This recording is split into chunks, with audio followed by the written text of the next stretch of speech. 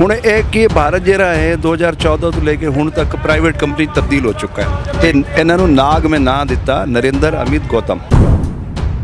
ਇਹ ਤਿੰਨ ਤਰ੍ਹਾਂ ਦੇ ਨਾਗ ਨੇ। ਪਹਿਲਾ ਨਾਗ ਹੈ ਨਰਿੰਦਰ, ਉਹ ਮਾਂਬਾ ਹੈ।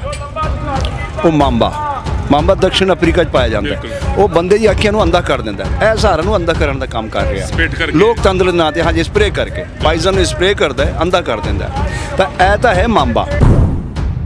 ਉਹਦੇ ਨਾਲ ਫਿਰ ਦੂਜਾ ਹੈ, ਉਹ ਹੈ ਕੋਬਰਾ ਅਮਿਤ। ਉਹ ਸੁਪਨੇ ਦਿਖਾਉਂਦਾ ਵੱਡੇ ਵੱਡੇ ਕਿ ਮੇਰੇ ਕੋਲ ਮਣੀ ਹੈ, ਮੈਂ ਖੁਸ਼ਹਾਲ ਬਣਾ ਦਿਆਂਗਾ ਔਰ ਸਾਰਾ ਦੇ ਜੇਬ ਨੂੰ ਖਾਲੀ ਕਰ ਦਿਆਂਗਾ। और तीजा है वाइपर, ये गौतम अडानी। इन्होंने ਜ਼ਹਿਰੇ ਦੇ ਅੰਦਰ ਕਿ ਇਹ ਸਾਰੀ ਜ਼ਮੀਨਾਂ ਨੂੰ ਕਬਜ਼ਾ ਕਰਨ ਚਾਹੁੰਦੇ ਨੇ। ਇਹ ਗੁਜਰਾਤ ਦੇ ਅੰਦਰ ਇਹਨਾਂ ਨੇ ਇਹ ਮਾਡਲ ਇੰਪਲੀਮੈਂਟ ਕੀਤਾ ਸੀ।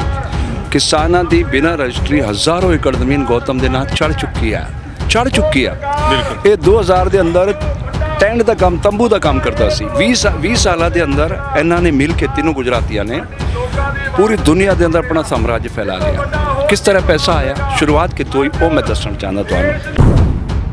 ਤੇ ਕੇਂਦਰ ਦੇ ਅੰਦਰ ਕਾਂਗਰਸ ਸਰਕਾਰ ਸੀ। ਅਗਰ ਉਹ ਪਕੜਦੀ ਤਾਂ ਇਹ ਦੋਨੋਂ ਗੌਤਮ ਨਾਲ ਨਰਿੰਦਰ ਜੇਲ੍ਹ ਦੇ ਅੰਦਰ ਇਹਨਾਂ ਨੇ 2002 ਦੇ ਅੰਦਰ ਗੁਜਰਾਤ ਦੇ ਅੰਦਰ ਹਜ਼ਾਰਾਂ ਬੇਗੁਨਾਹ ਲੋਕਾਂ ਨੂੰ ਮੌਤ ਦੀ ਨੀਂਦਰ ਸੁਲਾਇਆ। ਤਾਂ 302 ਦੇ ਅਗਰ ਇਮਾਨਦਾਰੀ ਨਾਲ ਪ੍ਰਕਰਣ ਬਣੇ ਤਾਂ ਕਈ ਜਨਮ ਤੱਕ ਇਹਨਾਂ ਨੂੰ ਜੇਲ੍ਹ ਰਹਿਣਾ ਪਵੇ। ਲੇਕਿਨ ਇਹਨਾਂ ਨੇ ਸਿਸਟਮ ਨੂੰ ਕੈਪਚਰ ਕਰਕੇ ਹੁਣ ਇਹ ਪੰਤ ਪ੍ਰਧਾਨ ਬਣ ਗਿਆ। ਜਿਹੜਾ ਨੈਸ਼ਨਲ ਮੀਡੀਆ ਉਹ ਰਿਪੇਅਰਿੰਗ ਕਰਦਾ ਸੀ। ਹੁਣ ਨੈਸ਼ਨਲ ਮੀਡੀਆ ਬਹੁਤ ਵੱਡੀ ਗਲਤੀ ਕਰ ਰਿਹਾ। ਉਹ ਕੀ ਕਰ ਰਿਹਾ?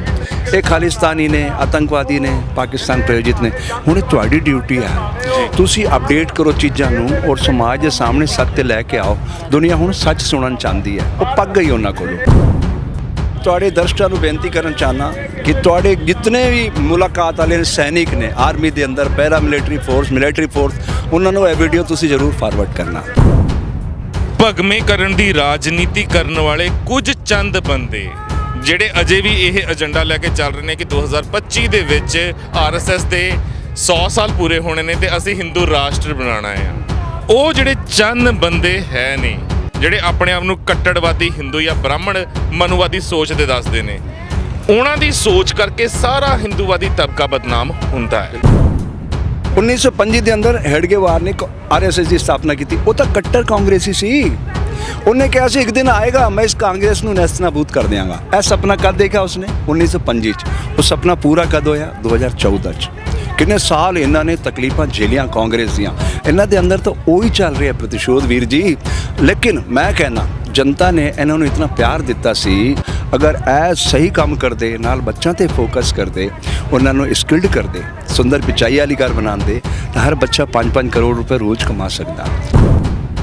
ਲੇਕਿਨ ਬੇਸਿਕ ਕੀ ਹੈ? ਪਹਿਲੇ ਸਾਡੇ ਕਿਸਾਨ ਨੂੰ ਮਜ਼ਬੂਤ ਬਣਾਉਣਾ ਪਏਗਾ ਕਿਉਂਕਿ ਭਾਰਤ ਦੀ ਆਤਮਾ ਹੈ। ਇਸ ਤੋਂ ਜ਼ਿਆਦਾ ਪਵਿੱਤਰਤਾ ਨਾਲ ਧਨ ਕੋਈ ਪੈਦਾ ਨਹੀਂ ਕਰ ਸਕਦਾ ਧਰਤੀ ਤੇ। ਉਹ ਧਰਤੀ ਦੀ ਕੋਖ 'ਚੋਂ ਫਸਲਾਂ ਨੂੰ ਲਹਿਲਾਉਂਦਾ।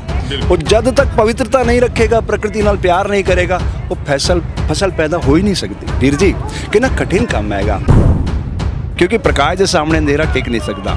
ਇਹ ਕੀ ਕਰ ਰਹੇ ਨੇ ਵੀਰ ਜੀ? ਇਹ ਵੋਟਾਂ ਦਾ ਧਰੁਵੀਕਰਨ ਕਰ ਰਹੇ ਨੇ ਜੋ ਕਾਂਗਰਸ ਕਰਦੀ ਸੀ। ਕਾਂਗਰਸ ਨੇ ਵੀ ਇਹੀ ਕੀਤਾ। ਸਾੜੀ ਤੇ, ਮੁਰਗੇ ਤੇ, ਦਾਰੂ ਦੀ ਬੋਤਲ ਤੇ, ਪਾਇਜੇਬ ਤੇ ਕੁਝ ਪੈਸਿਆਂ ਨਾਲ ਵੋਟ ਖਰੀਦਦੇ ਸੀ। ਉਹਨਾਂ ਨੇ ਅਗਰ ਸਮਾਜ ਨੂੰ ਅਵੇਅਰ ਕੀਤਾ ਹੁੰਦਾ ਕਿ ਸਾਡੇ ਵੋਟ ਦੀ ਸ਼ਕਤੀ ਕੀ ਹੈ, ਇਹਨਾਂ ਨੂੰ ਮੌਕਾ ਮਿਲਦਾ? ਬਿਲਕੁਲ ਨਾ ਮਿਲਦਾ। ਇਹ ਉਹਦੇ ਪ੍ਰਤੀਸ਼ੋਧ ਦੇ, ਇਹ ਸਾਰਾ ਖੇਲ ਪ੍ਰਤੀਸ਼ੋਧ ਤੋਂ ਪੈਦਾ ਹੋਇਆ। ਲੋਕ ਥੱਕ ਗਏ ਉਹਨਾਂ ਕੋਲੋਂ ਕਿ ਇਹ ਤਾਂ ਕੁਝ ਵੀ ਨਹੀਂ ਕਰਦੇ ਸਮਾਜ ਮਾਰੀ। ਇਹਨਾਂ ਨੇ, ਉਹ ਤਾਂ ਚੋਰ ਸੀ, ਇਹ ਤਾਂ ਡਕੈਤ ਨੇ ਵੀਰ ਜੀ। ਉਹਨਾਂ ਦਾ ਸਵਾਗਤ ਕਰੋ ਸਾਹਮਣੇ ਤਾਂ ਆਓ ਡਿਪਲੋਮੈਟਿਕ ਤਰੀਕੇ ਨਾਲ। ਆਓ ਜੀ ਆਓ, ਤੁਸੀਂ ਤਾਂ ਮਹਾਨ ਆਦਮੀ ਹੋ ਜੀ। ਅਸੀਂ ਖਾਲਿਸਤਾਨੀ ਆਏ, ਆਤੰਕਵਾਦੀ ਆਏ, ਪਾਕਿਸਤਾਨੀ ਆਏ, ਤੁਹਾਡਾ ਸਵਾਗਤ ਹੈ। ਇਹ ਕਰਕੇ ਆਪਣਾ ਵੀ ਰਿਕਾਰਡਿੰਗ ਕਰ ਲਓ, ਉਹ ਭੇਜੋ, ਫਿਰ ਸਪਰੇ ਕਰੋ, ਉਹ ਫਿਰ ਨਾਲ ਸੋਸ਼ਲ ਮੀਡੀਆ ਤੇ ਬਿਲਕੁਲ ਪਰਫੈਕਟ ਤਰੀਕੇ ਨਾਲ ਕੀ ਲੜਾਈ ਲੜਨੀ ਹੈ ਉਹ ਮੇਰੇ ਕੋਲ ਸੁਣੋ ਤੁਸੀਂ। ਇੱਕ ਤਾਂ ਮੈਂ ਇਹ ਕਹਿਣਾ ਚਾਹੁੰਦਾ ਕਿ ਜਿਤਨੇ ਮੰਚਾਂ 'ਤੇ ਸਾਡੇ ਕਿਸਾਨ ਇਹ ਭਾਸ਼ਣ ਦੇ ਰਹੇ ਨੇ, ਇਹ ਘੱਟੋ ਘੱਟ ਹਰ ਕਿਸਾਨ 10 ਸਾਲ ਜਿਹੜਾ ਅੰਦੋਲਨ ਨੂੰ ਲੜ ਰਿਹਾ, ਉਹਨਾਂ ਨੂੰ ਮੰਚ 'ਤੇ ਮੌਕਾ ਦੇਣਾ ਚਾਹੀਦਾ। ਸਾਡੇ ਵਰਗੇ ਮੌਕਾ ਨਹੀਂ ਦੇਣਾ ਚਾਹੀਦਾ। ਕੋਈ ਵੀ ਅਸੀਂ ਗਲਤ ਗੱਲ ਕਹਿ ਜਾਵਾਂਗੇ ਉਹ ਉਹਨਾਂ ਦੇ ਖਾਤੇ ਦਰਜ ਹੋ ਜਾਏਗੀ। ਠੀਕ ਹੈ, ਪਹਿਲੀ ਗੱਲ। ਦੂਜੀ ਗੱਲ ਹੈ ਸੋਸ਼ਲ ਮੀਡੀਆ ਦੀ ਤਾਕਤ ਨੂੰ ਵਧਾਓ। ਇਹ ਟਾਈਮ ਹੈ, ਬਿਲਕੁਲ ਪ੍ਰੋਪਰ ਟਾਈਮ ਹੈ। ਤੀਜਾ, ਉਹ ਜਿਤਨੇ ਵੀ ਸਾਡੇ ਨਾਲ ਡਿਬੇਟ ਕਰਦੇ ਰਹੋ, ਉਹਨਾਂ ਦੀ ਸਾਰੀ ਰਿਕਾਰਡਿੰਗ ਤੁਸੀਂ ਰੱਖੋ ਕਿਉਂਕਿ ਉਹ ਸਾਡੇ ਨਾਲ ਡਿਪਲੋਮੈਟਿਕ ਤਰੀਕੇ ਨਾਲ ਸਾਮ, ਦਾਨ, ਦੰਡ ਭੇਦ ਚਾਰੋਂ ਤਰ੍ਹਾਂ ਦੇ ਉਪਯੋਗ ਕਰ ਰਹੇ ਨੇ। ਚਾਰੋਂ ਉਹ ਕਿਸੇ ਵੀ ਤਰੀਕੇ ਸਾਡੇ ਜੱਤਾਂ ਨੂੰ ਤੋੜਨ ਚਾਹੁੰਦੇ ਨੇ। ਤੇ ਪੰਡਤ ਜੀ ਥੋੜਾ ਜਿਹਾ ਸਾਨੂੰ ਗੁੰਮਰਾਹ ਕਰ ਗਏ, ਲੇਕਿਨ ਕਿਉਂਕਿ ਉਹ ਸਨਾਤਨ ਮਤ ਉਹਨਾਂ ਨੇ ਆਪਣੀ ਆਰਐਸਐਸ ਦੀ ਹੀ ਗੱਲ ਕਰਨੀ ਸੀ, ਲੇਕਿਨ ਇਹ ਜਿਹੜੀ ਉਹਨਾਂ ਨੇ ਹਿੰਦੁਸਤਾਨ ਵਾਲਾ ਕੁਐਸਚਨ ਦਾ ਵੀ ਜਵਾਬ ਨਹੀਂ ਦਿੱਤਾ, ਬਟ ਇੱਥੇ ਅਸੀਂ ਉਹ ਤੇ ਆਰਗੂ ਨਹੀਂ ਕਰਨਾ। ਲੇਕਿਨ ਉਸਦਾ ਆਰਗੂ ਤਾਂ ਮੈਂ ਤੁਹਾਨੂੰ ਹੁਣ ਮੈਂ ਜਵਾਬ ਦੇ ਦੇਣਾ ਆਪਣੇ ਸਿੱਖ ਮਤ ਦੇ ਅਕੋਰਡਿੰਗ। ਉਹਨਾਂ ਨੇ ਆਪਣੀ ਹਿੰਦੂ ਮਤ ਦੇ ਅਕੋਰਡਿੰਗ, ਆਰਐਸਐਸ ਦੇ ਮਤ ਦੇ ਅਕੋਰਡਿੰਗ, ਕਿਉਂਕਿ ਉਹਦਾ ਜਵਾਬ ਕਿਉਂ ਨਹੀਂ ਦਿੱਤਾ, ਕਿਉਂਕਿ ਉਹਨਾਂ ਦੀਆਂ ਬਣਾਈਆਂ ਹੋਈਆਂ ਪਾਲਿਸੀਆਂ ਫੇਲ ਹੋ ਗਈਆਂ। ਬਿਲਕੁਲ। ਤੇ ਇਹ ਉਹਨਾਂ ਨੇ ਇੱਕ ਆਰਐਸਐਸ ਨੇ ਉਹਨਾਂ ਨੂੰ ਇੱਕ ਪਰਚੀ ਲਿਖ ਕੇ ਦਿੱਤੀ ਮੋਦੀ ਸਾਹਿਬ ਨੂੰ ਕਿ ਤੁਸੀਂ ਜਰਾ ਟੱਚ ਸਕਰੀਨ ਦੇ ਨਾਲ ਟੈਸਟ ਤਾਂ ਕਰੋ ਵੀ ਕੀ ਸਿਸਟਮ ਚੱਲ ਰਿਹਾ ਹੈ। ਇਹਨਾਂ ਨੇ ਆਪਣਾ ਕਾਂਡ ਕਰਾਇਆ, ਆਪਣੇ ਹੀ ਗੋਦੜਾ ਕਾਂਡ ਕਰਾਇਆ, ਪਹਿਲੇ ਆਪਣੇ ਹੀ ਬਾਹਮਣ ਮਰਵਾਏ। ਉਹ ਬਾਹਮਣਾਂ ਦੀ ਆੜ ਦੇ ਵਿੱਚ ਇਹਨਾਂ ਨੇ ਫਿਰ ਕੀ ਕੀਤਾ, ਮੁਸਲਮਾਨਾਂ ਦਾ ਕਾਂਡ ਕੀਤਾ। ਮੁਸਲਮਾਨਾਂ ਦਾ ਕਾਂਡ ਕਰਨ ਤੋਂ ਬਾਅਦ ਵੀ ਠੰਡੇ ਨਹੀਂ ਪਏ, ਫਿਰ ਇਹਨਾਂ ਨੇ ਦਲਿਤ ਨੂੰ ਕੁੱਟਿਆ, ਦਲਿਤ ਨੂੰ ਇੰਨਾ ਕੁੱਟਿਆ, ਉਹਨੂੰ ਦਬਾਇਆ, ਉਤੋਂ ਵੀ ਇਹਨਾਂ ਦੇ ਚੈਨ ਨਹੀਂ ਪਈ। ਫਿਰ ਹੁਣ ਇਹਨਾਂ ਨੇ ਚੈੱਕ ਕਰਨਾ ਸੀਗਾ ਕਿ ਹੁਣ ਸਿੱਖ ਜਿਉਂਦਾ ਹੈ ਜਾਂ ਨਹੀਂ, ਲੇਕਿਨ ਇਹਨਾਂ ਨੇ ਸੋਚਿਆ ਸੀਗਾ ਕਿ ਸਿੱਖ ਮਰ ਗਿਆ। ਸਿੱਖੀ ਮਰ ਗਈ ਹੈ। ਕਿਵੇਂ ਮਰ ਗਈ ਹੈ? ਕਿਉਂਕਿ ਪੰਜਾਬ ਤੇ ਅਸੀਂ ਨਸ਼ੇੜੀ ਕਰਤਾ। ਇਹਨਾਂ ਨੇ ਕਿਸਾਨ ਮੋਰਚੇ ਦੀ ਆੜ ਦੇ ਵਿੱਚ ਇਹਨਾਂ ਨੇ ਸਿੱਖੀ ਦੀ ਸਪਿਰਿਟ ਚੈੱਕ ਕਰਨੀ ਚਾਹੀਏ। ਸਾਨੂੰ ਅੱਤਵਾਦੀ ਕਿਹਾ, ਸਾਨੂੰ ਵੱਖਵਾਦੀ ਕਿਹਾ। ਅੱਜ ਹਰ ਬੱਚਾ ਚਾਹੇ ਉਹ ਹਿੰਦੂ ਹੈ, ਮੁਸਲਮਾਨ ਹੈ, ਸਿੱਖ ਹੈ, ਈਸਾਈ ਹੈ, ਮੈਂ ਕਹਿੰਦਾ ਭਾਵੇਂ ਕੋਈ ਕੁੜੀ ਹੈ, ਭਾਵੇਂ ਕੋਈ ਔਰਤ ਹੈ, ਕਹਿੰਦੀ ਹੈ ਮੈਂ ਅੱਤਵਾਦੀ ਹਾਂ। ਇਹਨਾਂ ਕੋਲ ਕਿਸੇ ਕੋਲ ਕੋਈ ਜਵਾਬ ਨਹੀਂ ਹੈ। ਲੇਕਿਨ ਅਗਰ ਇਹ ਚਾਹੁੰਦੇ ਨੇ ਨਾ ਹਿੰਦੂ ਰਾਸ਼ਟਰ ਘੋਸ਼ਿਤ ਕਰਨਾ, ਇਹ ਮਨਸੂਬਾ ਔਰੰਗਜ਼ੇਬ ਦਾ ਵੀ ਇਹੋ ਸੀ। ਉਹ ਵੀ ਇਹੀ ਚਾਹੁੰਦਾ ਸੀਗਾ ਕਿ ਮੈਂ ਅੱਲਾਹੂ ਦਾ ਨਾਰਾ ਲਗਾਵਾਂਗਾ, ਲੇਕਿਨ ਮਹਾਰਾਜ ਨੇ ਐਸੀ ਖੇਡ ਵਰਤਾਈ, 1.25 लाख से 1 लड़ाऊं तबे गोविंद सिंह नाम कहाऊं। ਇਦਾਂ ਦੇ ਨੌਜਵਾਨ ਨੂੰ ਦੇਖ ਕੇ ਜੇ ਉਹਨਾਂ ਨੇ ਸ਼੍ਰੀ ਸਾਹਿਬ ਟੰਗੀ ਆ ਜਾਂ ਬਰਛਾ ਟੰਗਿਆ ਆ, ਜੇ ਗੋਦੀ ਮੀਡੀਆ ਇਹ ਦਿਖਾਉਂਦਾ ਹੈ ਕਿ ਅੱਤਵਾਦੀ ਆ ਗਏ, ਵੱਖਵਾਦੀ ਆ ਗਏ, ਤਾਂ ਫਿਰ ਮੈਂ ਇਹ ਗੱਲ ਜ਼ਰੂਰ ਕਹਾਂਗਾ ਹਲੇ ਤੱਕ ਤਾਂ ਅਸੀਂ ਗੁਰੂ ਦੇ ਭਾਣੇ 'ਚ ਸਿਦਕ ਤੇ ਚੱਲ ਰਹੇ ਹਾਂ।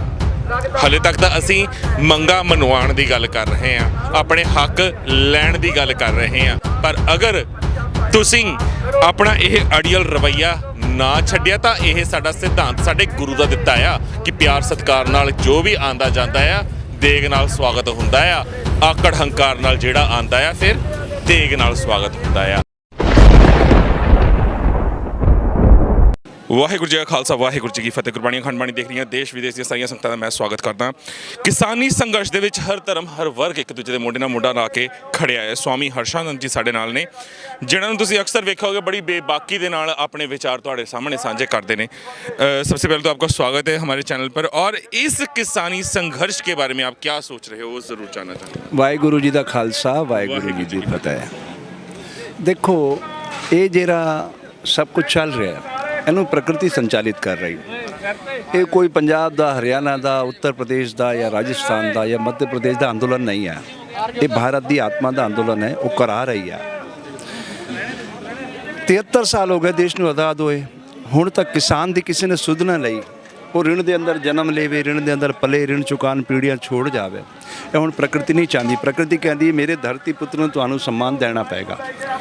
ਹੁਣ ਇਹ ਕਿ ਭਾਰਤ ਜਿਹੜਾ ਹੈ 2014 ਤੋਂ ਲੈ ਕੇ ਹੁਣ ਤੱਕ ਪ੍ਰਾਈਵੇਟ ਕੰਪਨੀ ਤਬਦੀਲ ਹੋ ਚੁੱਕਾ ਹੈ ਤੇ ਇਹਨਾਂ ਨੂੰ ਨਾਗ ਮੈਂ ਨਾਂ ਦਿੱਤਾ, ਨਰਿੰਦਰ, ਅਮਿਤ, ਗੌਤਮ। ਇਹ 3 ਤਰ੍ਹਾਂ ਦੇ ਨਾਗ ਨੇ। ਪਹਿਲਾ ਨਾਗ ਹੈ ਨਰਿੰਦਰ, ਉਹ ਮਾਂਬਾ ਹੈ।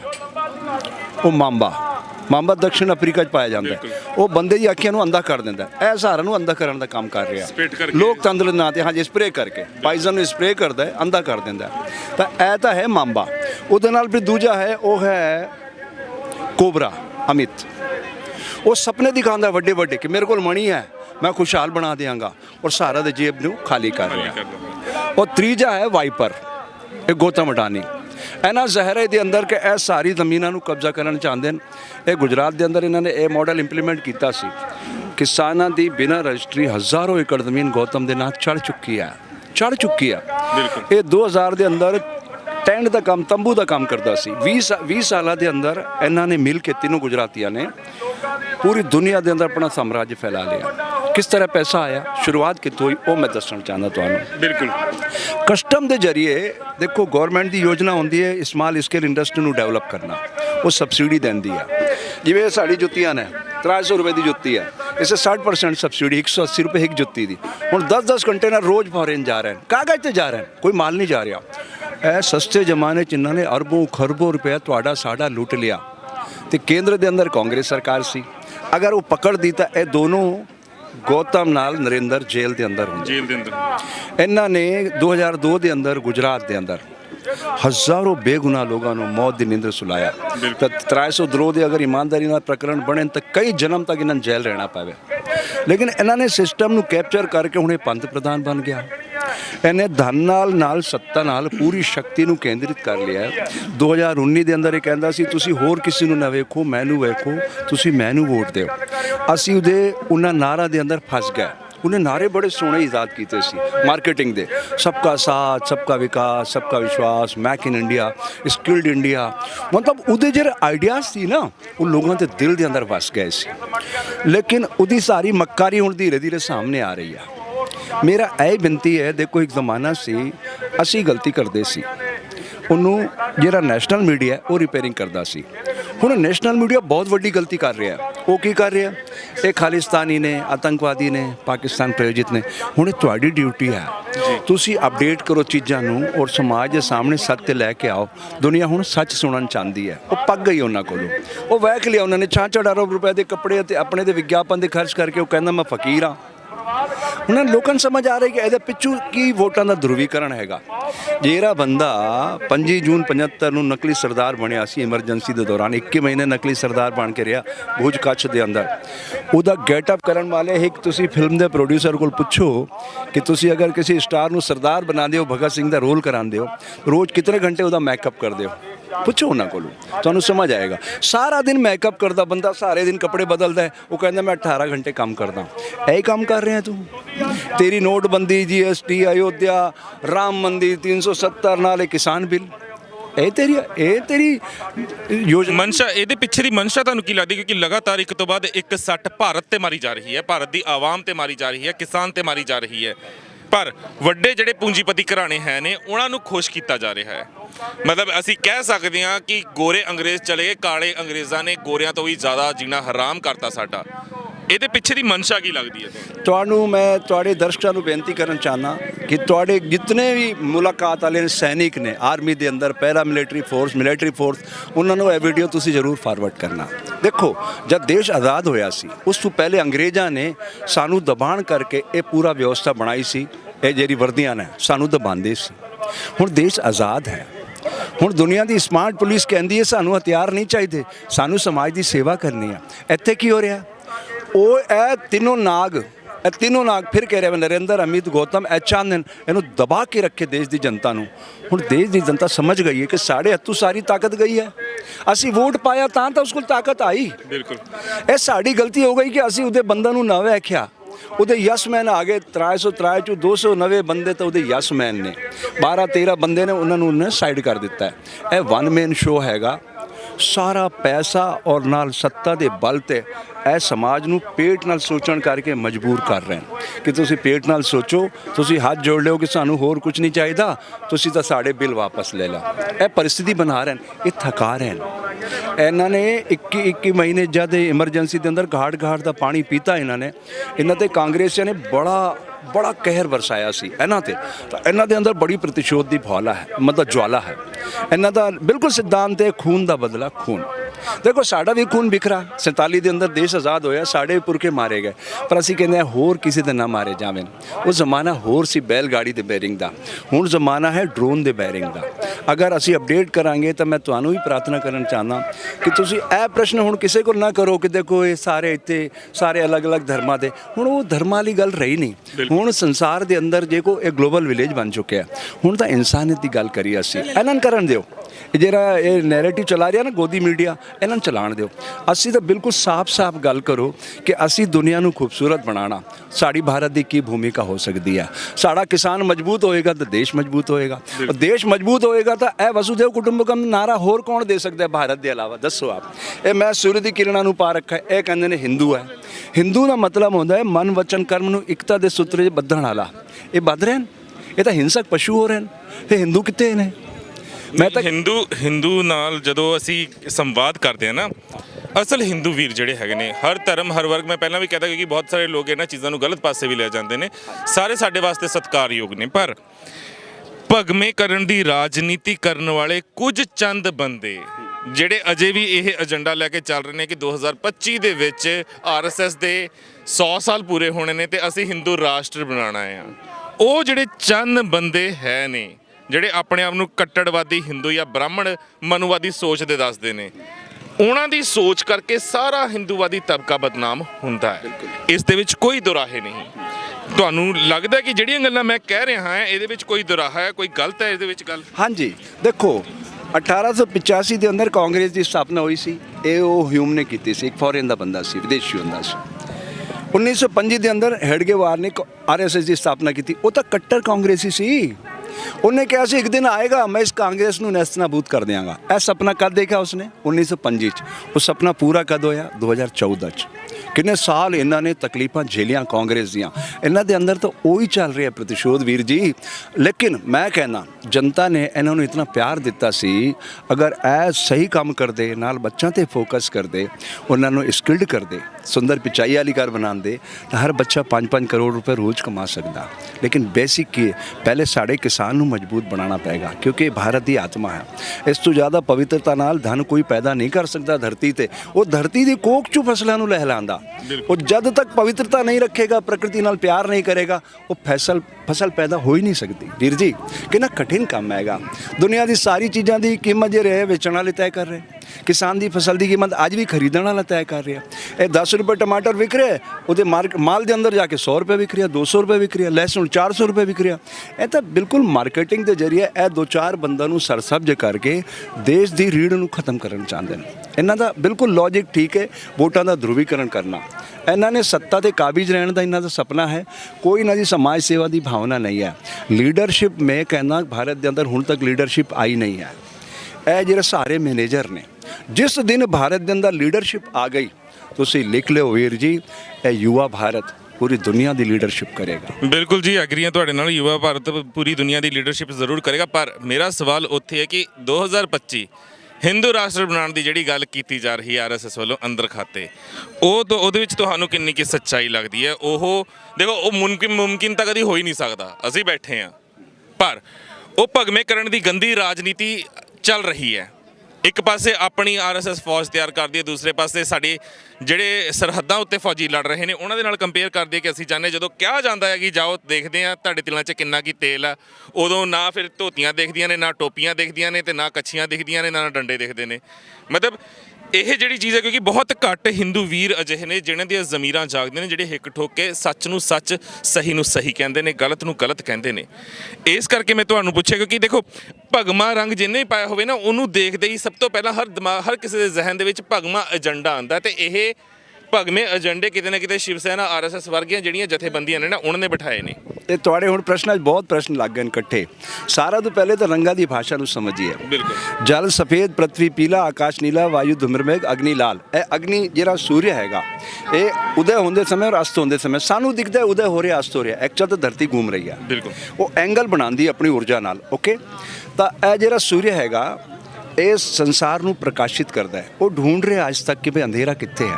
ਅੱਜ ਤੱਕ ਉਸ ਨੂੰ ਅੰਧੇਰਾ ਲੱਭਿਆ ਨਹੀਂ, ਔਰ ਉਹਨੂੰ ਮਿਲੇਗਾ ਵੀ ਨਹੀਂ ਕਦੀ ਅੰਧੇਰਾ, ਕਿਉਂਕਿ ਪ੍ਰਕਾਸ਼ ਦੇ ਸਾਹਮਣੇ ਅੰਧੇਰਾ ਟਿਕ ਨਹੀਂ ਸਕਦਾ। ਇਹ ਕੀ ਕਰ ਰਹੇ ਨੇ ਵੀਰ ਜੀ? ਇਹ ਵੋਟਾਂ ਦਾ ਧਰੁਵੀਕਰਨ ਕਰ ਰਹੇ ਨੇ ਜੋ ਕਾਂਗਰਸ ਕਰਦੀ ਸੀ। ਕਾਂਗਰਸ ਨੇ ਵੀ ਇਹੀ ਕੀਤਾ। ਸਾੜੀ ਤੇ, ਮੁਰਗੇ ਤੇ, ਦਾਰੂ ਦੀ ਬੋਤਲ ਤੇ, ਪਾਇਜੇਬ ਤੇ ਕੁਝ ਪੈਸਿਆਂ ਨਾਲ ਵੋਟ ਖਰੀਦਦੇ ਸੀ। ਉਹਨਾਂ ਨੇ ਅਗਰ ਸਮਾਜ ਨੂੰ ਅਵੇਅਰ ਕੀਤਾ ਹੁੰਦਾ ਕਿ ਸਾਡੇ ਵੋਟ ਦੀ ਸ਼ਕਤੀ ਕੀ ਹੈ, ਇਹਨਾਂ ਨੂੰ ਮੌਕਾ ਮਿਲਦਾ? ਬਿਲਕੁਲ ਨਾ ਮਿਲਦਾ। ਇਹ ਉਹਦੇ ਪ੍ਰਤੀਸ਼ੋਧ ਦੇ, ਇਹ ਸਾਰਾ ਖੇਲ ਪ੍ਰਤੀਸ਼ੋਧ ਤੋਂ ਪੈਦਾ ਹੋਇਆ। ਲੋਕ ਥੱਕ ਗਏ ਉਹਨਾਂ ਕੋਲੋਂ ਕਿ ਇਹ ਤਾਂ ਕੁਝ ਵੀ ਨਹੀਂ ਕਰਦੇ, ਸਮਾਜ ਮਾਰੀ। ਇਹਨਾਂ ਨੇ, ਉਹ ਤਾਂ ਚੋਰ ਸੀ, ਇਹ ਤਾਂ ਡਕੈਤ ਨੇ ਵੀਰ ਜੀ।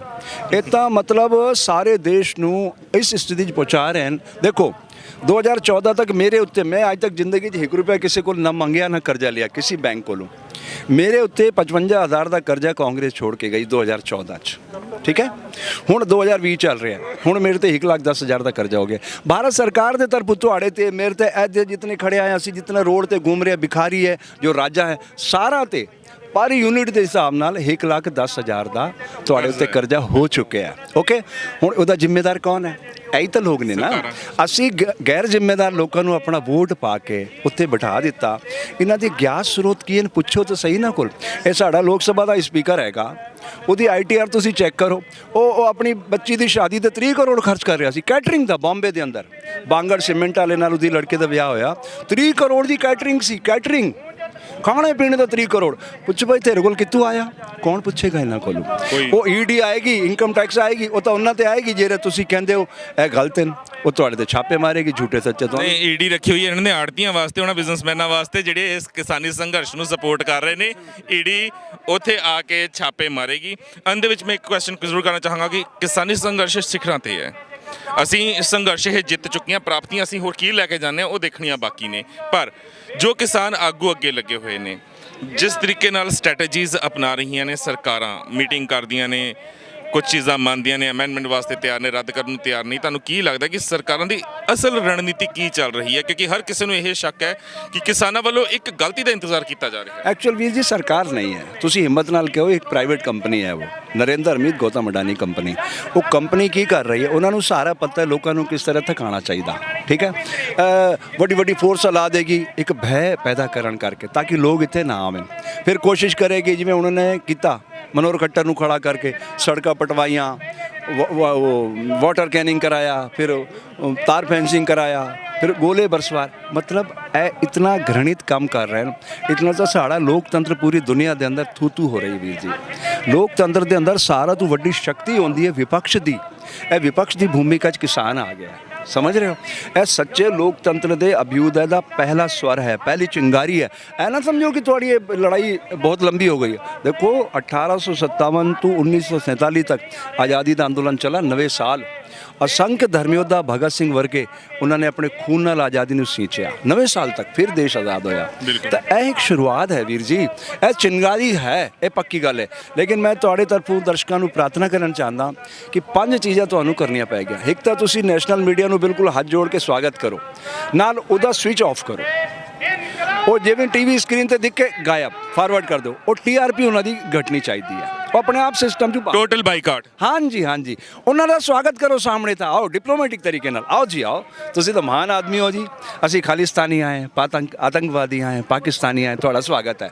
ਇਹ ਕਰਕੇ ਆਪਣਾ ਵੀ ਰਿਕਾਰਡਿੰਗ ਕਰ ਲਿਓ, ਉਹ ਭੇਜੋ, ਫਿਰ ਸਪਰੇ ਕਰੋ। ਉਹ ਫਿਰ ਨਾਲ ਸੋਸ਼ਲ ਮੀਡੀਆ ਤੇ ਬਿਲਕੁਲ ਪਰਫੈਕਟ ਤਰੀਕੇ ਨਾਲ ਕੀ ਲੜਾਈ ਲੜਨੀ ਹੈ ਉਹ ਮੇਰੇ ਕੋਲ ਸੁਣੋ ਤੁਸੀਂ। ਇੱਕ ਤਾਂ ਮੈਂ ਇਹ ਕਹਿਣਾ ਚਾਹੁੰਦਾ ਕਿ ਜਿਤਨੇ ਮੰਚਾਂ 'ਤੇ ਸਾਡੇ ਕਿਸਾਨ ਇਹ ਭਾਸ਼ਣ ਦੇ ਰਹੇ ਹਨ, ਇਹ ਘੱਟੋ ਘੱਟ ਹਰ ਕਿਸਾਨ 10 ਸਾਲ ਜਿਹੜਾ ਅੰਦੋਲਨ ਨੂੰ ਲੜ ਰਿਹਾ ਉਹਨਾਂ ਨੂੰ ਮੰਚ 'ਤੇ ਮੌਕਾ ਦੇਣਾ ਚਾਹੀਦਾ। ਸਾਡੇ ਵਰਗੇ ਮੌਕਾ ਨਹੀਂ ਦੇਣਾ ਚਾਹੀਦਾ। ਕੋਈ ਵੀ ਅਸੀਂ ਗਲਤ ਗੱਲ ਕਹਿ ਜਾਵਾਂਗੇ ਉਹ ਉਹਨਾਂ ਦੇ ਖਾਤੇ ਦਰਜ ਹੋ ਜਾਏਗੀ, ਠੀਕ ਹੈ, ਪਹਿਲੀ ਗੱਲ। ਦੂਜੀ ਗੱਲ ਹੈ ਸੋਸ਼ਲ ਮੀਡੀਆ ਦੀ ਤਾਕਤ ਨੂੰ ਵਧਾਓ। ਇਹ ਟਾਈਮ ਹੈ, ਬਿਲਕੁਲ ਪ੍ਰੋਪਰ ਟਾਈਮ ਹੈ।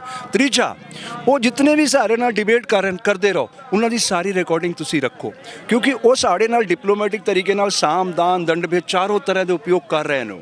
ਚਾਰੋਂ ਉਹ ਕਿਸੇ ਵੀ ਤਰੀਕੇ ਸਾਡੇ ਜੱਥਾ ਨੂੰ ਤੋੜਨ ਚਾਹੁੰਦੇ ਨੇ। ਪਰ ਸਾਡੇ ਜੱਥੇ ਵਾਲੇ ਬਹੁਤ ਸਮਝਦਾਰ ਨੇ। ਉਹਨਾਂ ਨੇ ਕਹਿ ਦਿੱਤਾ ਕਿ ਭਈਆ ਇਹ ਐਕਵਿਟ ਹੋਏਗਾ, ਇਹ ਤੁਹਾਡਾ ਰਿਜੈਕਟ ਹੋਏਗਾ, ਉਸ ਤੋਂ ਬਾਅਦ ਹੀ ਕੋਈ ਗੱਲ ਹੋਏਗੀ, MSP ਦੀ ਬਾਅਦ ਵਿੱਚ ਹੋਏਗੀ। ਇਹ ਬੜਾ ਸੋਹਣਾ ਨਿਰਣਾ ਹੈ। ਨਾਲ 26 ਜਨਵਰੀ ਆ ਰਹੀ ਹੈ। ਸਾਡੇ ਕੋਲ ਸੋਸ਼ਲ ਮੀਡੀਆ ਦੇ ਪਲੇਟਫਾਰਮ ਨੇ। ਸਾਡੇ ਸੈਨਿਕ ਵੀ ਸਾਡੇ ਬੱਚੇ ਨੇ ਜਿਹੜੇ ਉੱਤੇ ਪਰੇਡ ਕਰਦੇ ਨੇ 26 ਜਨਵਰੀ ਨੂੰ, ਉਹ ਵੀ ਤਾਂ ਸਾਡੇ ਬੱਚੇ ਨੇ ਨਾ। ਜੈ ਜਵਾਨ ਜੈ ਕਿਸਾਨ। ਦੇਖੋ ਪਹਿਲੇ ਪੁੱਤਰ ਦਾ ਨਾਂ ਆਉਂਦਾ, ਪਿੱਛੇ ਪਿਓ ਦਾ ਨਾਂ ਆਉਂਦਾ। ਹੁਣ ਜਿਵੇਂ ਚਲੋ ਪੰਥ ਪ੍ਰਧਾਨ ਹੈਗਾ, ਇੱਕ ਨਾਂ ਇਹਦਾ ਨਰਿੰਦਰ ਦਾਮੋਦਰ ਦਾਸ ਮੋਦੀ। ਹੁਣ ਨਰਿੰਦਰ ਇਹ ਹੈ, ਇਹਦੇ ਪਿਓ ਦਾ ਨਾਂ ਕੀ ਹੈ? ਦਾਮੋਦਰ ਦਾਸ। ਤਾਂ ਪਹਿਲੇ ਕੌਣ ਆਇਆ? ਜੈ ਜਵਾਨ। ਪਿੱਛੇ ਕੌਣ ਆਇਆ? ਜੈ ਕਿਸਾਨ। ਤਾਂ ਇਹ ਪੁੱਤਰ ਨੇ, ਇਹ ਪਿਓ ਨੇ। ਪਿਓ ਪੁੱਤਰ ਦਾ ਰਿਸ਼ਤਾ ਹੈ। ਇਹ ਦੋਨੋਂ ਸ਼ੌर्य ਪਰਾਕਰਮ ਵੀਰਤਾ ਸਾਹਸ ਦੇ ਨਾਲ ਸੇਵਾ ਕਰ ਰਹੇ ਹਨ ਦੇਸ਼ ਦੀ। ਉਹ ਅੰਨ ਖਵਾ ਰਿਹਾ, ਉਹ ਦੇਸ਼ ਦੀ ਸੈਨਾ ਸੁਰੱਖਿਆ ਕਰ ਰਿਹਾ।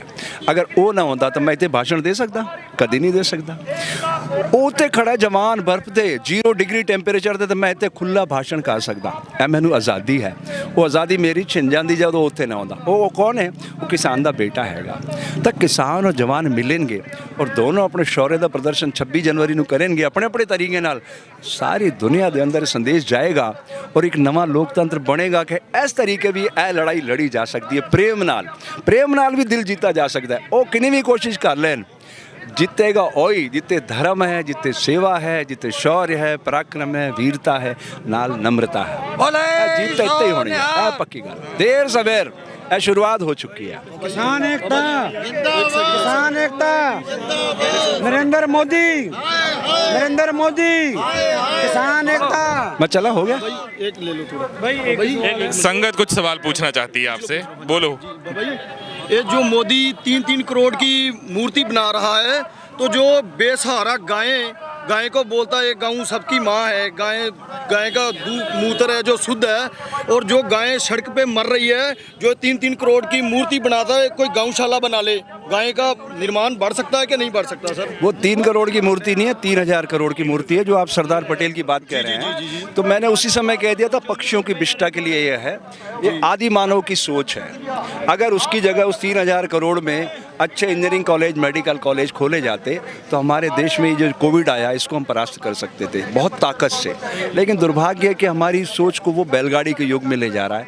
आज के बच्चे ड्रोन पे उड़ रहे हैं। अब बात आई गाय की। हम लोगों ने एक बार, ये दारुल उलेमा वालों ने एक घोषणा की थी, 25,000 गाय हम काट के विश्व रिकॉर्ड बनाएंगे। कहाँ पे? हैदराबाद में। मैंने सारे संत महात्माओं को फ़ोन किया कि भाई ये तो देश में वायलेंस फैलेगा, अपन वहाँ चलते प्रोटेस्ट करेंगे। तो हम लोग गोशा महल हैदराबाद से प्रोटेस्ट करके मुख्यमंत्री के पास गए थे। हमने मुख्यमंत्री से कही, उस समय कांग्रेस का मुख्यमंत्री था मिस्टर रेड्डी। उसने एक बहुत अच्छी बात मुझे कही। उन्होंने कहा, स्वामी जी मैं आपकी बहुत इज्जत करता हूँ, आप ये बताइए गाय पालता कौन है? हिंदू। गाय काटता कौन है? मुसलमान। उसको गाय देता कौन है? हिंदू। क्यों देता है वो? उसकी वजह मैं आपको बताना चाहता हूँ। वो मुख्यमंत्री मेरे से कह रहा था कि अगर एक गाय बिना दूध के 500 रुपये आप पैदा कर दो उसके गोमूत्र से और गोबर से, मैं गारंटी करता हूँ, वो मुख्यमंत्री मेरे को बोल रहा था, मैं गारंटी करता हूँ ये काटने वाले हाथ उसको पालने लग जाएंगे। बात यह है, ये सब वोटों का ध्रुवीकरण है। उसमें गाय कहीं भी नहीं है फिल्म में। अगर गाय है तो गाय को उपयोगी बनाओ ना। गोमूत्र को हाईटेक ऐसा बनाओ, जैसे ऑल आउट की डिब्बी हम 50-60 रुपए में खरीदते हैं, ऐसी एक छोटी सी डिब्बी बना दो गोमूत्र से, मच्छर भी भगेगा, मरेगा भी नहीं, हमारी अहिंसा भी पुष्ट होगी, अहिंसा भी पुष्ट होगी, और दुनिया में भारत का गौरव भी बढ़ेगा। एक बात है, ਬਿਲਕੁਲ ਬਿਲਕੁਲ ਨੌਜਵਾਨਾਂ ਦੇ ਸਵਾਲ ਆਪਣੀ ਥਾਂ ਤੇ। ਸਵਾਮੀ ਜੀ ਤੁਸੀਂ ਕੀਮਤੀ ਸਮਾਂ ਦਿੱਤਾ, ਬਹੁਤ ਬਹੁਤ ਧੰਨਵਾਦ।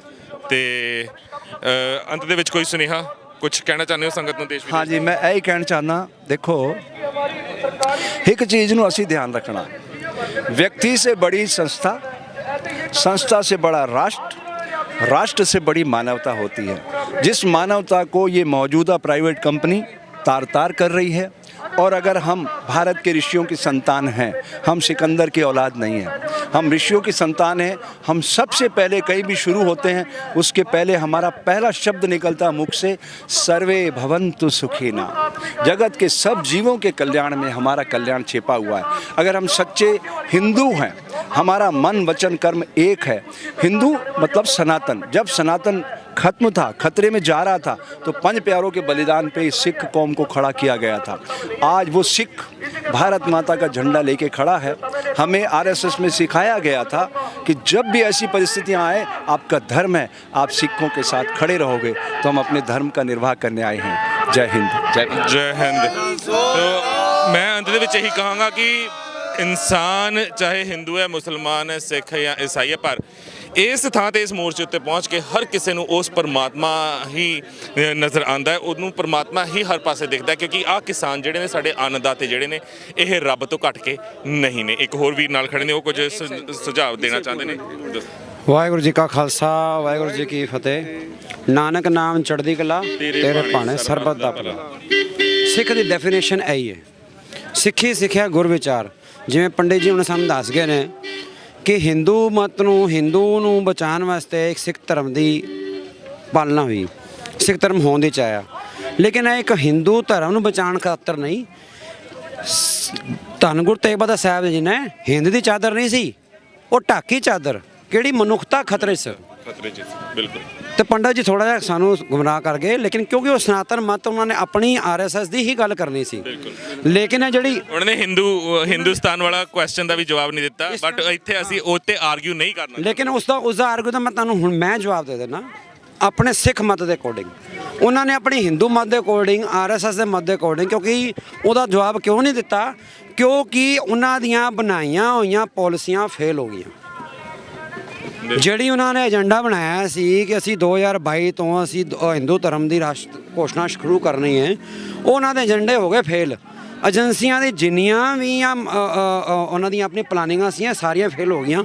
ਉਹਨਾਂ ਨੇ ਇੱਕ ਟੈਸਟਿੰਗ ਕੀਤੀ, ਜਿਸ ਤਰ੍ਹਾਂ ਅਸੀਂ ਲੈਬੋਰਟਰੀ ਦੇ ਅੰਦਰ ਆਪਣਾ ਟੈਸਟ ਕਰਦੇ ਹਾਂ ਨਾ, ਕੋਈ ਸਾਨੂੰ ਕੋਈ ਤਕਲੀਫ ਹੋ ਜਾਏ ਡਾਕਟਰ ਸਾਨੂੰ ਲਿਖ ਕੇ ਦਿੰਦਾ ਪਰਚੀ ਦੇ ਉੱਤੇ ਕਿ ਤੁਸੀਂ ਇਹ ਟੈਸਟ ਕਰਾ ਕੇ ਆਓ। ਬਿਲਕੁਲ। ਤੇ ਇਹ ਉਹਨਾਂ ਨੇ ਇੱਕ ਆਰਐਸਐਸ ਨੇ ਉਹਨਾਂ ਨੂੰ ਇੱਕ ਪਰਚੀ ਲਿਖ ਕੇ ਦਿੱਤੀ ਮੋਦੀ ਸਾਹਿਬ ਨੂੰ ਕਿ ਤੁਸੀਂ ਜਰਾ ਟੱਚ ਸਕਰੀਨ ਦੇ ਨਾਲ ਟੈਸਟ ਤਾਂ ਕਰੋ ਵੀ ਕੀ ਸਿਸਟਮ ਚੱਲ ਰਿਹਾ।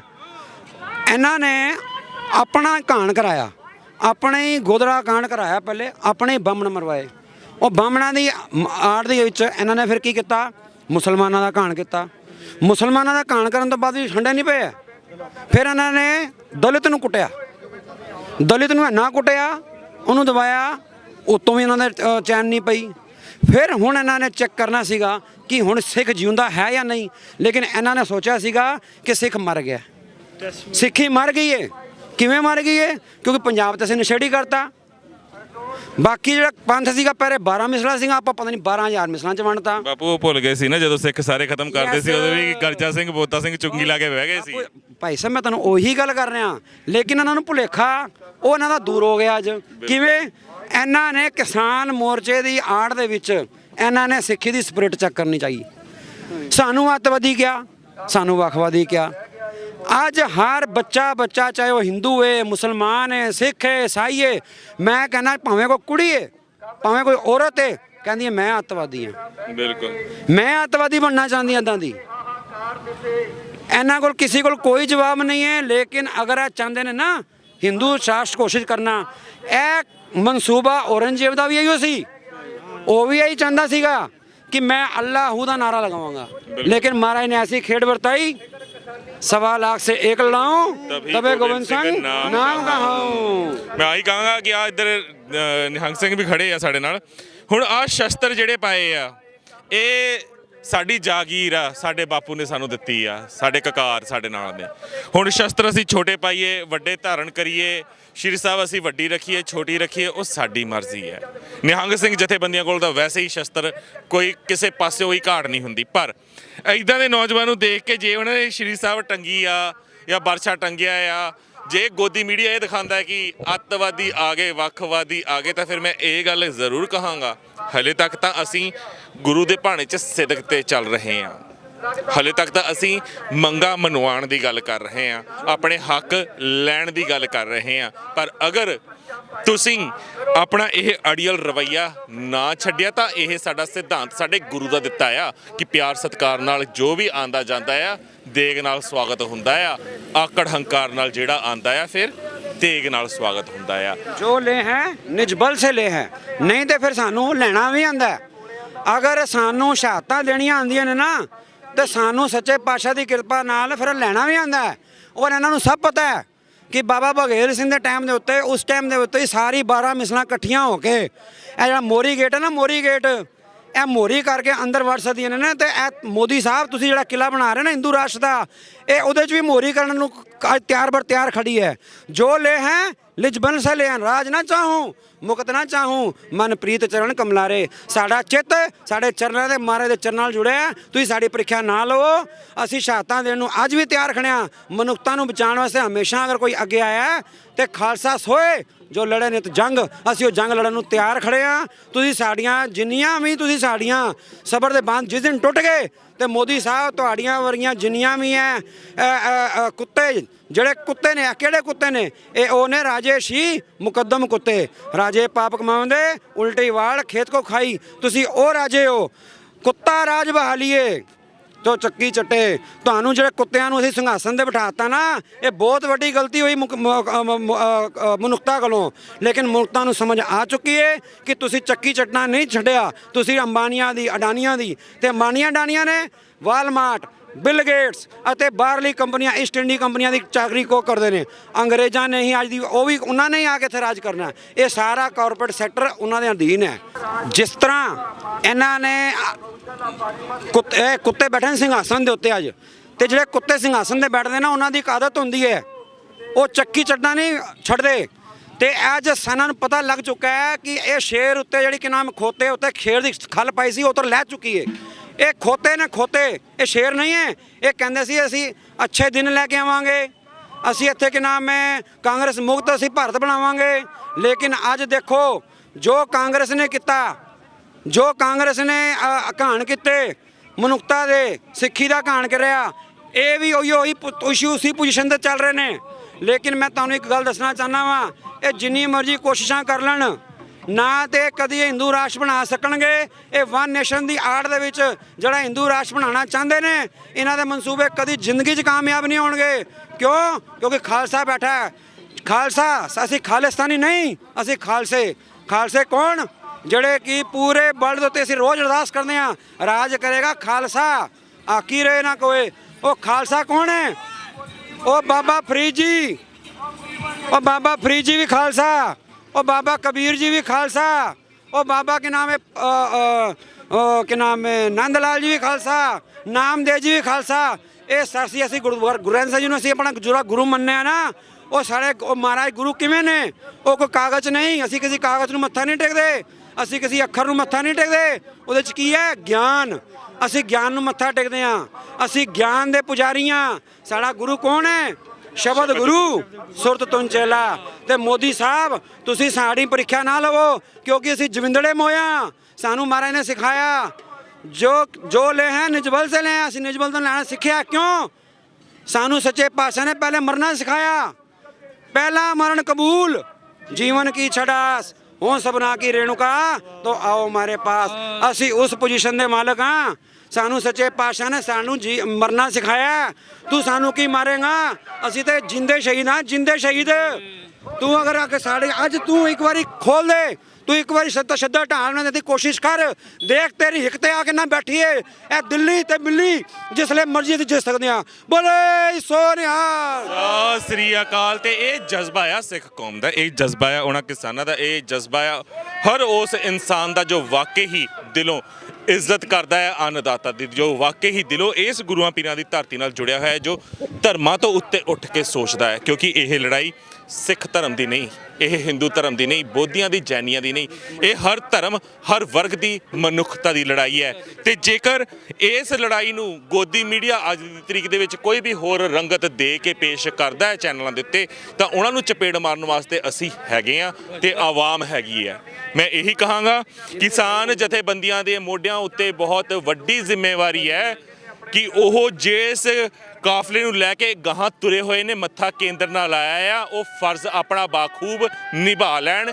ਕਿਤੇ ਝੁਕਣ ਨਾ, ਕਿਤੇ ਢੁਕਣ ਨਾ, ਕਿਤੇ ਰੁਕਣ ਨਾ, ਨਹੀਂ ਤਾਂ ਆਵਾਮ ਜਿਹੜੀ ਚਾਰੋਂ ਪਾਸੇ ਹੈ ਨਾ, ਇੱਕ ਕਿਸਾਨ ਆਗੂ ਤੋਂ ਅਗਰ ਗਲਤੀ ਹੋ ਗਈ ਤਾਂ ਇਹਨਾਂ ਨੇ ਮਾਫ ਨਹੀਂ ਕਰਨਾ ਤੇ ਤੁਹਾਨੂੰ ਭੱਜਣ ਨੂੰ ਰਾਹ ਵੀ ਨਹੀਂ ਲੱਭਣੀ।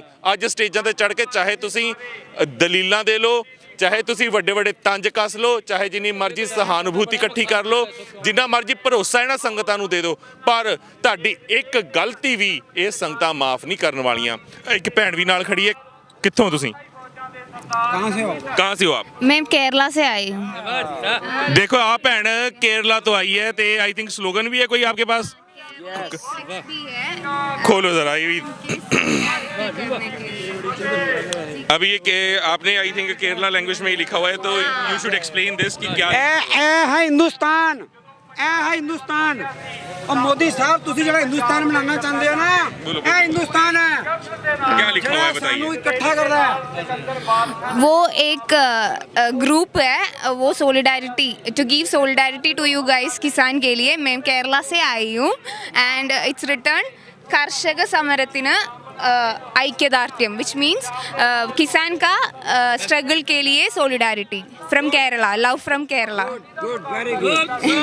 ਮਤਲਬ ਇਹ ਕਿਤੇ ਨਾ ਕਿਤੇ ਭਾਰਤ ਦੀਆਂ ਉਹ ਧੀਆਂ ਨੇ ਜਿਹੜੀਆਂ ਦਰਦ ਰੱਖਦੀਆਂ ਨੇ ਪੰਜਾਬ ਦੇ, ਭਾਰਤ ਦੇ ਕਿਸਾਨਾਂ ਦਾ। ਕਿਉਂਕਿ ਇੱਕ ਸਮਾਂ ਉਹ ਸੀ ਜਦੋਂ ਪੂਰਾ ਭਾਰਤ ਅਨਾਜ ਲਈ ਆਜ਼ਾਦੀ ਤੋਂ ਬਾਅਦ ਤਰਸ ਰਿਹਾ ਸੀ, ਤਾਂ ਪੰਜਾਬ ਹਰਿਆਣੇ ਨੇ ਬੀੜਾ ਚੱਕਿਆ ਸੀ ਪੂਰੇ ਭਾਰਤ ਦਾ ਢਿੱਡ ਭਰਨ ਦਾ। मैं हिंदी से भी ये चीज़ ज़रूर बयान करांगा कि ये वो बेटियां हैं भारत की, पंजाब की, जो दर्द रखती हैं किसानी का, जो समझती हैं कि अन्नदाता आज अगर सड़कों के ऊपर है, क्यों रो रहे हैं वो, क्यों गंदी सरकार के सामने आज सीना ठोक कर वो खड़े हुए हैं। और ये वही बेटियां हैं, जब झांसी की रानी बनना हो तो ये हाथ में ਤਲਵਾਰ ਵੀ ਉਠਾ ਲੈਤੀ ਹੈ, ਮਾਈ ਭਾਗੋ ਬਣਨਾ ਹੋਵੇ ਸ਼ਮਸ਼ੀਰ ਚੱਕ ਵੀ ਲੈਂਦੀਆਂ ਨੇ। ਪਰ ਸਰਕਾਰਾਂ ਅਗਰ ਅਜੇ ਵੀ ਨਹੀਂ ਸੁਧਰਦੀਆਂ, ਨਹੀਂ ਸਮਝਦੀਆਂ, ਤਾਂ ਫਿਰ ਉਹ ਦਿਨ ਦੂਰ ਨਹੀਂ ਹੈ ਜਦੋਂ ਕਿਸਾਨਾਂ ਨੇ ਆਪ ਦਿੱਲੀ ਦੀ ਹਿੱਕ ਤੇ ਪਹੁੰਚਣਾ ਹੈ, ਲਾਲ ਕਿਲੇ ਤੇ ਕੇਸਰੀ ਨਿਸ਼ਾਨ ਸਾਹਿਬ ਝੁਲਾਉਣਾ ਆ ਤੇ ਸਰਕਾਰਾਂ ਨੂੰ ਉਹਨਾਂ ਦੇ ਤਖਤਾਂ ਤੋਂ ਭੁੰਜੇ ਲਾਣਾ ਆ। ਇੰਨੀਆਂ ਕੀ ਬੇਨਤੀਆਂ ਪ੍ਰਵਾਨ ਕਰਨਾ। ਅੱਗੇ ਹੋਰ ਅਪਡੇਟਸ ਮੈਂ ਤੁਹਾਡੇ ਤੱਕ ਪਹੁੰਚਾਉਂਦਾ ਰਹਾਂਗਾ। ਬਣੇ ਰਹੋ ਗੁਰਬਾਣੀ ਅਖੰਡ ਬਾਣੀ ਦੇ ਨਾਲ। ਪ੍ਰੋਗਰਾਮ ਚੰਗਾ ਲੱਗਿਆ ਲਾਈਕ ਤੇ ਸ਼ੇਅਰ ਜ਼ਰੂਰ ਕਰਨਾ। ਬਾਕੀ ਆਪਣੀਆਂ ਭਾਵਨਾਵਾਂ ਨੀਚੇ ਕਮੈਂਟਸ ਦੇ ਵਿੱਚ ਤੁਸੀਂ ਵਿਅਕਤ ਕਰ ਸਕਦੇ ਹੋ। ਵਾਹਿਗੁਰੂ ਜੀ ਕਾ ਖਾਲਸਾ, ਵਾਹਿਗੁਰੂ ਜੀ ਕੀ ਫਤਿਹ। ਮੋਰਚੇ ਉੱਤੇ ਆ ਇੱਕ ਵੀਰ ਹਿੰਦੀ 'ਚ ਕਵਿਤਾ ਕੁਝ ਸੁਣਾਉਣਾ ਚਾਹੁੰਦੇ ਨੇ, ਨਰ पिशाच, ਜਿਸ ਦਾ शीर्षक है जी बताइए। मेरी कविता का शीर्षक है नर पिशाच। मैं कवि कृष्णानंद तिवारी। नर पिशाच से देश बचाना सबकी जिम्मेदारी है। नर पिशाच से देश बचाना सबकी जिम्मेदारी है। हम पर आज प्रहार हुआ है, कल को तुम्हारी बारी है। सड़कों पर मजदूर मरे क्या नहीं दिखाई देता है? सड़कों पर मजदूर मरे क्या नहीं दिखाई देता है? लाखों बेरोजगार हुए क्या नहीं दिखाई देता है? उसके मुंह में लगा खून का दाग नजर ना आता है। उसके मुंह में लगा खून का दाग नजर ना आता है। जिसको हम कहते थे साहब भारत भाग्य विधाता है। दोनों हाथों बेच रहा जो भारत माँ की छाती को, दोनों हाथों बेच रहा जो भारत माँ की छाती को, देख नहीं पाते कैसे तुम उस बहसी कुलघाती को। भूमिपुत्रों पर पानी की जो बौछार कराता है, भूमिपुत्रों पर पानी की जो बौछार कराता है, कितनी भीषण संडो रही उसे नजर ना आता है। नर पिशाच से मुक्त देश का सपना हमें सजोना है। नर पिशाच से मुक्त देश का सपना हमें सजोना है। नर पिशाच की नजरों में धरती पुत्र खिलौना है। हम बेशक ना रहे जहां में बच्चा बच्चा गाएगा, हम बेशक ना रहे जहां में बच्चा बच्चा गाएगा। नर पिशाच का जिक्र करोगे उसका नाम बताएगा। धन्यवाद। जय मजदूर, जय जवान, जय किसान। और नर पिशाच, इसमें शीर्षक जो है उनका नाम भी बता दीजिए। इसमें नर पिशाच का मैं नाम अपने मुंह से लेकर अपनी जुबान गंदी नहीं करूंगा, लेकिन यहाँ खड़ा हुआ हर व्यक्ति जानता है कि हिंदुस्तान का एकमात्र नर पिशाच कौन है, जिसकी वजह से हमारे देश का धरती पुत्र आज बॉर्डर पर पड़ा हुआ है और इस असहनीय सर्दी में भी पड़ा हुआ है और इस असहनीय पीड़ा को सह रहा है। ऐसा कोई व्यक्ति नहीं जो उस नर पिशाच ਤੁਹਾਡੇ ਵਿੱਚੋਂ ਦੱਸ ਸਕਦਾ ਕਿ ਉਹ ਕੌਣ ਹੈ ਜਿਹੜੀ ਦੀ ਬਾਰੇ ਗੱਲ ਕਰ ਰਹੇ ਨੇ? ਨਹੀਂ ਜੀ, ਨਰਿੰਦਰ ਮੋਦੀ। ਮੈਂ ਦੱਸ ਦਿੰਦਾ ਕਿ ਮੋਦੀ ਜੀ ਸਾਹਿਬ ਨੇ ਨਰ ਪਿਸ਼ਾਚ ਜਿਹੜਾ ਹੈਗਾ ਆ ਉਹ ਹੈ। ਤੇ ਤੁਸੀਂ ਸੋਚ ਲਓ ਕਿ ਉਹਨਾਂ ਦਾ ਨਾਮ ਲੈਣਾ ਵੀ ਇਹ ਮੁਨਾਸਿਬ ਨਹੀਂ ਸਮਝਦੇ ਕਿ ਕਹਿੰਦਾ ਅਸੀਂ ਆਪਣੀ ਜ਼ੁਬਾਨ ਨਹੀਂ ਗੰਦੀ ਕਰਨੀ ਅਜਿਹੇ ਰਾਖਸ਼ ਦਾ ਨਾਮ ਲੈ ਕੇ। ਚਲੋ ਹੋਰ ਅਪਡੇਟਸ ਵੀ ਤੁਹਾਡੇ ਰੂਬਰੂ ਕਰਦੇ ਰਹਾਂਗੇ। ਬਣੇ ਰਹੋ ਗੁਰਬਾਣੀ ਅਖੰਡ ਬਾਣੀ ਦੇ ਨਾਲ। ਵਾਹਿਗੁਰੂ ਜੀ ਕਾ ਖਾਲਸਾ, ਵਾਹਿਗੁਰੂ ਜੀ ਕੀ ਫਤਿਹ।